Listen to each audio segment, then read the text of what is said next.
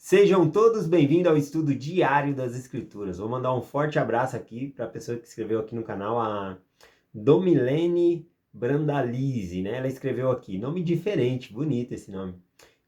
Estou assistindo também o estudo das 5h20 da manhã, né? É um estudo que eu dou pelo meio do Zoom, aplicativo Zoom, das 5h20 da manhã até as 6 horas da manhã. Esse estudo é de segunda a sábado. Se você quiser participar, manda uma mensagem aí no WhatsApp. Ela continua mandando a mensagem aqui dizendo: estou aprendendo com essa oportunidade, obrigado. Moro no Rio de Janeiro,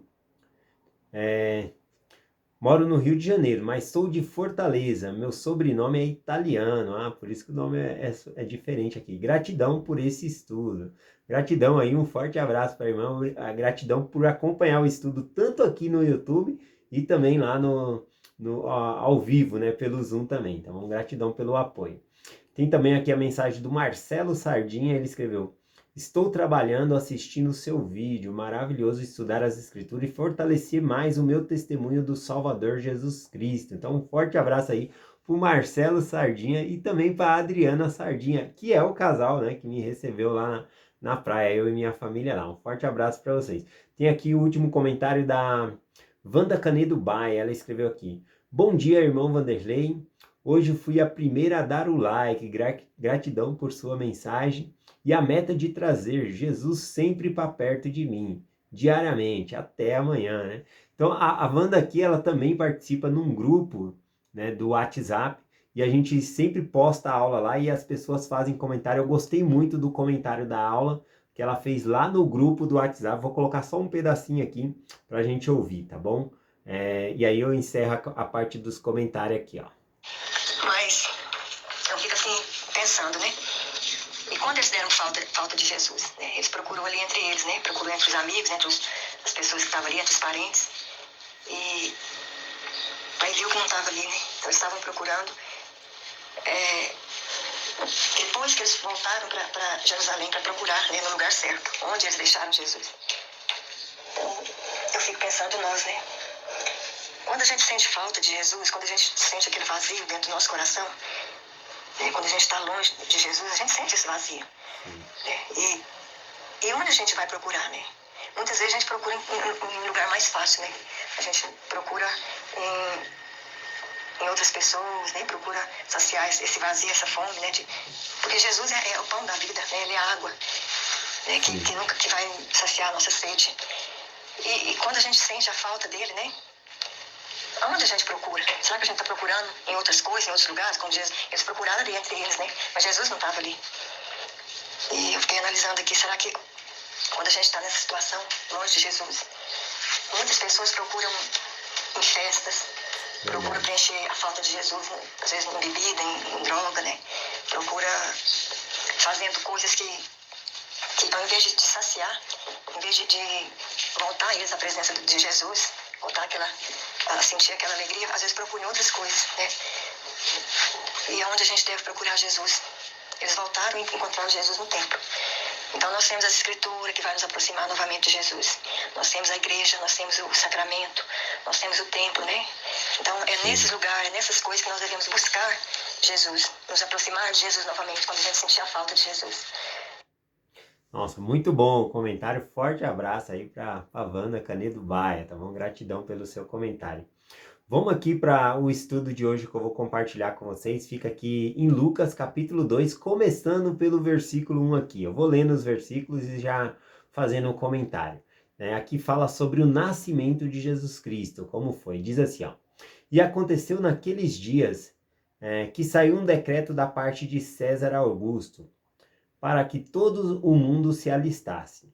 E esse primeiro alistamento foi feito quando Quirino era governador da Síria, e todos iam alistar-se, cada um na sua própria cidade. Então aqui a gente observa que Lucas, ele faz uma observação sobre o nascimento de Jesus Cristo, e ele data, né, o nascimento de Jesus Cristo pela época dos governantes. Então ele fala aqui de César Augusto, que fez um decreto na qual todo mundo precisava se alistar. Né? E observe que Roma, nessa época, César ele era o rei, né? Deve lembrar ali quando Jesus Cristo ele foi julgado por Pilatos, né? O povo falou, né? Nós não temos rei senão César, né? Então eles tinham César ali como rei, né? Então, as outras províncias e as outras nações que eram dominadas por Roma, eles não tinham rei. A gente consegue observar aqui na fala de Lucas, né, que diz aqui, ó, este primeiro alistamento foi feito quando Quirino era governador da Síria. Então, mesmo lá na Síria, não tinha um rei, né? Era um governador que Roma tinha colocado lá. O mesmo acontecia também em Israel, aqui em Jerusalém, né? Tinha Pilatos, tinha Herodes, né, como governante do povo ali, eles não tinham o seu próprio rei. Então, eles eram uma nação vassala, né, de Roma ali. Tinha que pagar os impostos e coisa assim. Inclusive, esse alistamento aqui era como se fosse um censo, né? O censo tinha dois propósitos, né, na antiguidade. Um para contar o número de homens para a guerra, né, mas esse não era o objetivo desse alistamento, porque os judeus não estavam convocados para uma guerra, para se juntar numa guerra com Roma, tá bom? Era esse o propósito desse alistamento, era arrecadar dinheiro, coletar impostos. E aí César Augusto ele fez com que cada homem pudesse fazer o alistamento na própria cidade que nasceu. E aí então a gente vê aqui que José, né, pela descendência de José, a genealogia que nós temos, mostra aqui que José ele era descendente de Davi. Então ele era da cidade de Belém. Então ele vai ter que ir para lá com a sua esposa, para Belém, tá bom? Interessante, né? Porque as escrituras já mencionavam que Jesus Cristo tinha que nascer em Belém, né? E como que ele nasceria em Belém se Maria e José estavam morando lá em Nazaré, né? Então olha só como Deus ele controla toda a história, né? É capaz ali que César, né, Augusto ali, ao dar aquela canetada, fazer o censo ali, que todos precisavam se alistar, ele pensava, eu sou o maioral, mas acima dele havia Deus, que já sabia de todas essas coisas e havia pronunciado, né, revelado que o rei Jesus Cristo, o Messias, nasceria em Belém. Então José e Maria tiveram que ir para Belém. Interessante isso. Continuar aqui o versículo 4, né? E subiu também José da Galileia, da cidade de Nazaré, a Judéia, a cidade de Davi, chamada Belém, porque era cada homem com a sua família, né, que se alistava, para alistar-se com Maria, sua esposa, que estava grávida. Então, é interessante aqui também, né, que eles estão indo para Belém, e a palavra Belém, né, a Wanda acabou falando sobre, aqui na mensagem dela, falando que Jesus Cristo ele é o pão da vida. E a palavra Belém significa pão, né, como se fosse padaria, né? Então, em Belém foi feito o menino Jesus, né? O nosso Salvador. O pão da vida veio de Belém, né? Que é o pão, né? É interessante essa palavra Belém por causa do significado que ela tem, tá bom? Então, continuando aqui, né? Aqui fala que Maria estava grávida e ela estava prestes a dar à luz, tá bom? Então, e também falando da cidade, né? Elas tinham que ir de Nazaré até Belém. Qual que era a distância, né? Para que elas pudessem chegar lá? Bom, a distância era cerca de 145 quilômetros a 160 quilômetros aproximadamente. Vamos arredondar aí 150 quilômetros, tá bom? Para nós fazermos um cálculo de quanto tempo demorou e a dificuldade dessa viagem para lá. Lembrando que era uma estrada sinuosa, cheia de curva, subida, descida, não era uma estrada fácil como nós temos hoje, que os carros passam assim e vai logo, né? Não, era uma estrada bem, bem difícil de trajeto. Então, vamos fazer um cálculo aqui, né? Se hoje em dia uma pessoa idosa, ela caminha numa esteira, se ela fizer 1 hora de caminhada, ela consegue fazer ali, né, andando normalmente, uma pessoa idosa, ela consegue fazer 3 quilômetros em 1 hora. Né? Eu fiz o cálculo aqui por uma mulher idosa, ou um homem idoso, tanto faz, por causa que a mulher está gestante, ela não era idosa, Maria, né? Mas ela estava gestante ali, quase 9 meses ali, prestes a ganhar neném, então não dá também para correr. Então, acredito que ela tenha feito o mesmo tempo de percurso, tá bom? Em 1 hora eu acho que ela fez 3 quilômetros ali de viagem, por hora, tá bom? Então, lembrando que de Nazaré até Belém são 150 quilômetros aproximadamente, né? Se ela e José, eles caminharam por dia 10 horas de viagem, então são 10 vezes 3 quilômetros, né? Então vai dar 30 quilômetros por dia, tá bom? de viagem que eles conseguiriam fazer.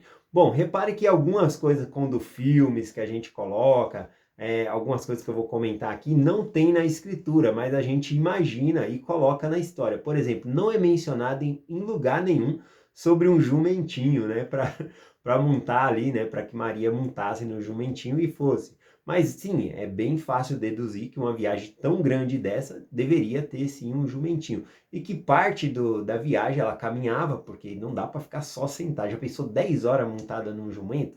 É complicado. Então, às vezes ela descia aí um pouco a pé, eu acredito que tinha um jumento. E mesmo com um jumento, né, e uma mulher grávida em cima, não dá para correr com o jumento. Eu acho que o jumento também faria ali cerca de o mesmo período de tempo, né, com a mulher grávida ali, né, seria 3 quilômetros em uma hora. Então, por dia, eles conseguiriam caminhar ali 30 quilômetros.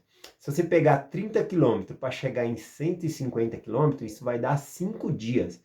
Então, a viagem de Nazaré até Belém durou aproximadamente aí, né, se eles não pararam e fizeram os 10 quilômetros por dia ali, os 30 quilômetros por dia, 10 horas de caminhada, então eles chegaram em 5 dias em Belém, tá bom? Então deve ter demorado de 5 a 7 dias para eles terem chegado a uma longa viagem. Quando chegou lá, continuando o versículo, diz assim, ó, e aconteceu que estando eles ali, se cumpriu os dias em que ela havia de dar à luz, né? Então quando chega a hora de dar à luz ali, e rompe a bolsa, não tem jeito, aí vai nascer de qualquer jeito ali, né? O versículo 7 diz assim, ó, e deu à luz ao seu filho primogênito, e envolveu-o em panos, e deitou-o numa manjedoura, porque não havia lugar para eles na estalagem.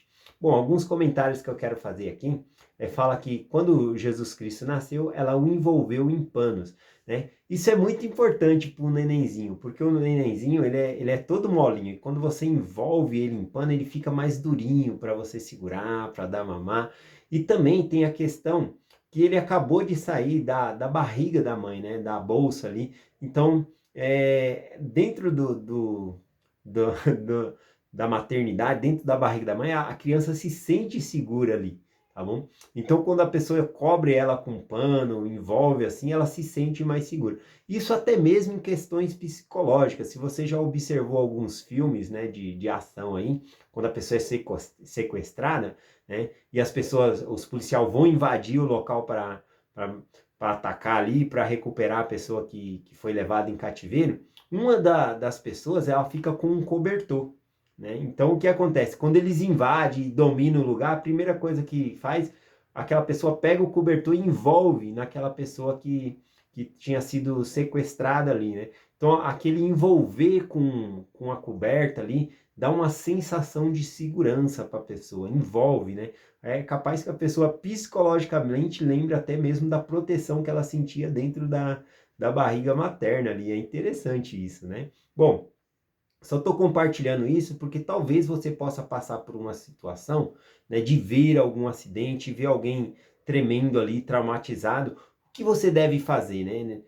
Você pode pegar o seu casaco, cobrir a pessoa, isso vai dar uma sensação melhor de segurança para a pessoa, de tranquilizar melhor a pessoa, tá bom? Então é uma das coisas que nós podemos fazer. Eu achei interessante aqui, lembrei disso porque falou aqui, envolveu em panos, né?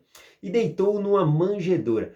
Repare também, né, que a gente coloca bastante coisa na história. Por exemplo, aqui fala sobre a manjedoura. Não fala que Jesus Cristo nasceu num estábulo.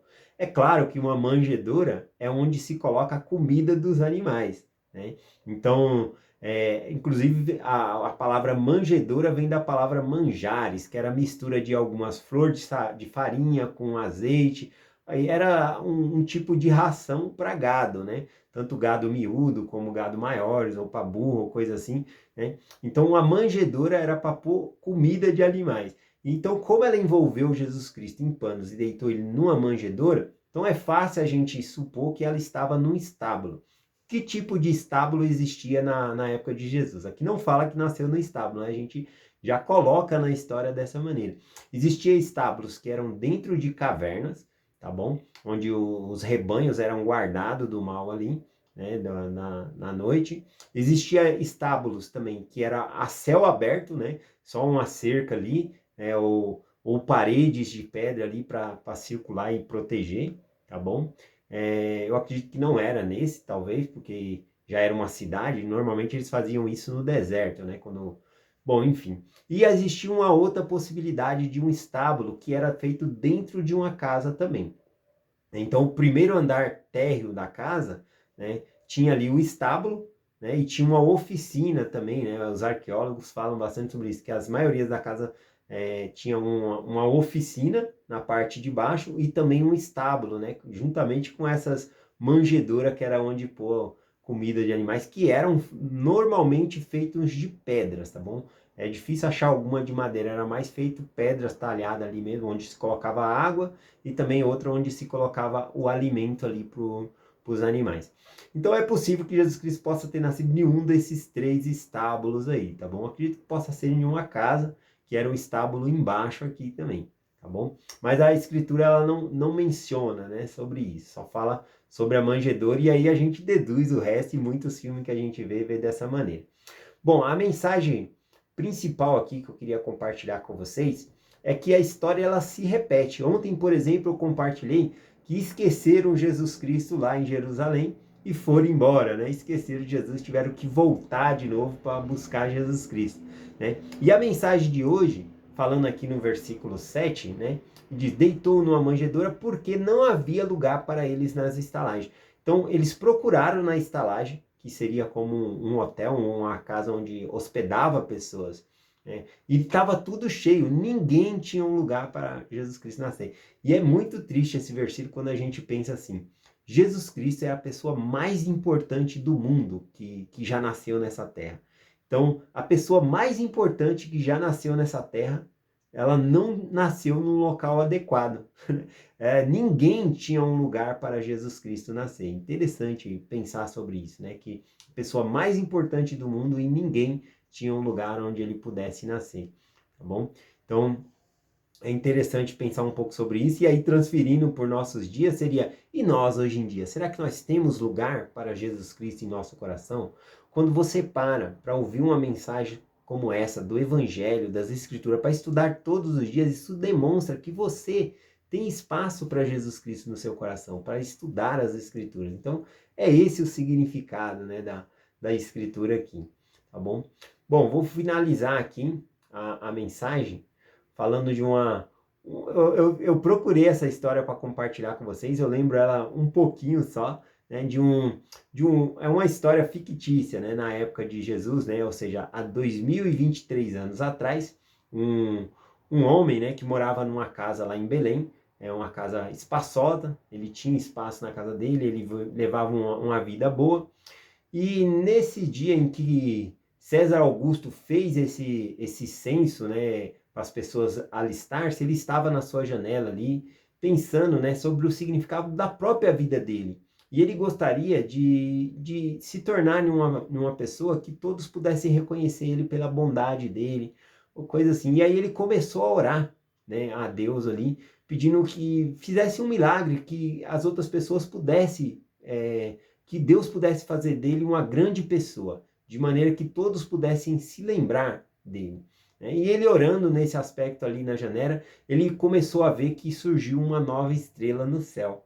Né? E surgiu aquela nova estrela no céu, e aí ele falou, nossa, será que esse é um sinal que o que eu estou pedindo agora pode acontecer? Então ele voltou a orar, né, pedindo a Deus ali que realizasse aquele sonho dele se tornar uma pessoa importante no mundo inteiro, que as pessoas reconhecessem ele. E enquanto ele estava orando, um casal interrompeu ele, né, a oração dele. E justamente era uma mulher grávida montada num jumento e José, né, que estava ali, perguntando se ele teria algum lugar na casa dele onde ele pudesse passar com a esposa dele, porque a hospedagem estava lotada, né, as estalagens estavam lotadas. E ele disse que não, ele observou que a mulher estava grávida, ele falou, vai que essa criança nasce aqui. Ele falou, não tem espaço não, vai mais para lá que talvez você ache para lá. E aí José e Maria foi embora, né, e aí a moral da história é essa, né, ele voltou a orar a Deus pedindo por um milagre que o fizesse ele uma pessoa importante, né?